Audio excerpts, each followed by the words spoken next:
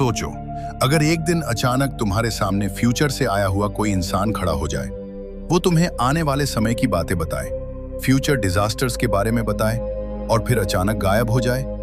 सुनने में ये किसी साइंस फिक्शन मूवी जैसा लगता है, लेकिन दुनिया में टाइम ट्रैवल को लेकर ऐसी कई घटनाएं हुई हैं जिन्होंने लोगों को आज तक कंफ्यूज कर रखा है। क्या इंसान सच में समय में यात्रा कर सकता है? क्या फ्यूचर में जाना पॉसिबल है? और सबसे बड़ा सवाल, क्या कोई इंसान फ्यूचर से हमारे बीच आ चुका है?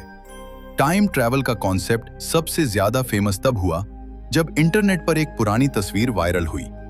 ये तस्वीर 1940 के आसपास की बताई जाती है, लेकिन उस फोटो में मौजूद एक आदमी बाकी सभी लोगों से बिल्कुल अलग दिख रहा था। उसने मॉडर्न सनग्लासेस पहने हुए थे, उसके कपड़े भी फ्यूचर स्टाइल जैसे लग रहे थे और हाथ में एक ऐसा कैमरा था जो उस समय कॉमन नहीं था। लोगों ने कहना शुरू कर दिया, क्या यह आदमी फ्यूचर से आया था? हालांकि बाद में कुछ एक्सपर्ट्स ने कहा कि यह सिर्फ कोइंसिडेंस हो सकता है, लेकिन इंटरनेट पर यह मिस्ट्री आज भी फेमस है। लेकिन असली कहानी अब शुरू होती है। साल 2000 में इंटरनेट फोरम्स पर एक आदमी दिखाई दिया जिसने अपना नाम बताया, जॉन टाइटर। उसने दावा किया कि वो साल 2036 से आया है। जॉन टाइटर ने कहा कि फ्यूचर में दुनिया पूरी तरह बदल चुकी है। उसने आने वाले वॉर्स, सिविल कॉन्फ्लिक्ट्स और टेक्नोलॉजी के बारे में कई बातें लिखी। सबसे शॉकिंग बात, उसने एक टाइम मशीन का डायग्राम भी शेयर किया। उसके अनुसार यह मशीन ग्रेविटी और ब्लैक होल्स के प्रिंसिपल्स पर काम करती थी। धीरे धीरे लोग उसकी बातों पर विश्वास करने लगे।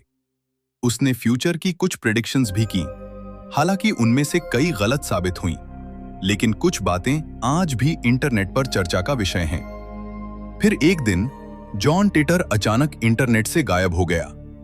आज तक किसी को नहीं पता वो सच में कौन था। लेकिन क्या साइंस टाइम ट्रैवल को पॉसिबल मानती है?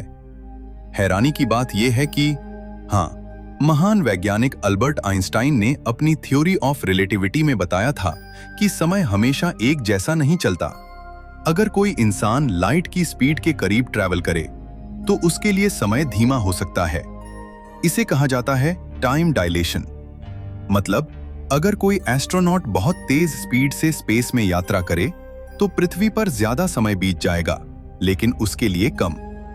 नासा के एस्ट्रोनॉट्स के साथ छोटे लेवल पर ऐसा इफेक्ट ऑब्जर्व भी किया जा चुका है। अब सोचो, अगर फ्यूचर में इंसान लाइट स्पीड अचीव कर ले तो क्या वो फ्यूचर में ट्रैवल कर पाएगा? लेकिन सबसे बड़ा प्रॉब्लम है पास्ट, क्योंकि अगर कोई इंसान पास्ट में जाकर हिस्ट्री बदल दे तो फ्यूचर पूरी तरह बदल सकता है। इसे कहा जाता है ग्रैंडफादर पैराडॉक्स।